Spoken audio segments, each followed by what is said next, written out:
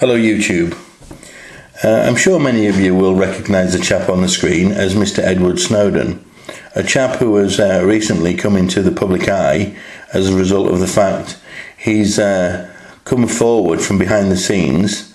He was a subcontractor working for the NSA in the United States, the National Security Agency, and this chap has come forward in order to make the public of not only the United States but also the people from around the globe, to make us aware of how not only the United States government but also the British government, and I suppose other governments as well, how they're working in the background to monitor every action of the people of this world, all their phone calls, all their emails, all their texting between one another, etc, etc, etc, etc, and that we basically, he's showed us that we basically don't have any freedom whatsoever, that every moment of our day is being surveilled from dusk until dawn, and I suppose even when we're asleep they know things about us, and they use the information they have in some way or another to forward their agenda, whatever that may be. Now, as a result of Mr. Snowden coming forward and making us aware of what's been going on, I suppose for a long time now, as he says, there's a debate that's currently taking place as to whether what he's done is a good thing or a bad thing. Now, government's side of the story is they're insisting that the people need to be monitored as a result of terrorist acts such as 9/11 and 7/7, and that people amongst us, there could possibly be people amongst us who wish to hurt us, and because of that we need to have every aspect of our lives monitored, and that way we are going to be protected, let's say. Now, I suppose when you look into this situation, the only way you can possibly come to any sort of conclusion is to look at what's happened in the past. And obviously, as I say, with 9/11 and 7/7, terrorist groups have killed many thousands of people around the world. Now,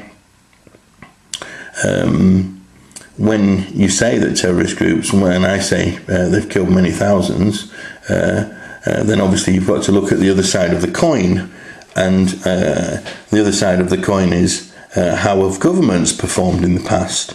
Well, when you start looking into the actions of governments and how they've performed over recent centuries when it comes to how they've treated their people, let's say, we can look into that, and there's a word actually in our language, and it's a very rarely used word. I suppose it's a word that's come to the fore at the moment due to what's going on, and that word is democide.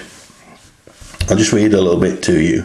Democide is a term revived and redefined by the political scientist R.J. Rummel as the murder of any person or people by a government, including genocide, politicide and mass murder. Rummel created the term as an extended concept to include forms of government murder that are not covered by the term genocide, and it has become accepted among other scholars. Rummel presents his definition without referencing any previous uses, but the term democide was defined and used in English more than 40 years earlier by Theodore Abel. In the 20th century, democide passed war as the leading cause of non-natural death, according to the findings of Rummel. So, this chap, political scientist R.J. Rummel, he's actually saying that the amount of people who died in the 20th century, and that's from 1899 to 1999, in that 100-year period, the amount of people who were killed by government, and that does not include war, the amount of people killed by government exceeded the number that were killed in all of the wars of the 20th century. That includes the First World War, the Second World War, the Falklands War, and any other war you could wish to mention. Governments killed more people than all the wars put together. So, and if you read actually a bit further down in the article, it gives a definition of the word democide, a more in-depth definition, but then it goes down and there's a section, research on democide, and it goes into all the numbers of who different tyrannical governments around the globe, how many people they killed in different nations, etc., etc. Now, according to his findings, bear with me,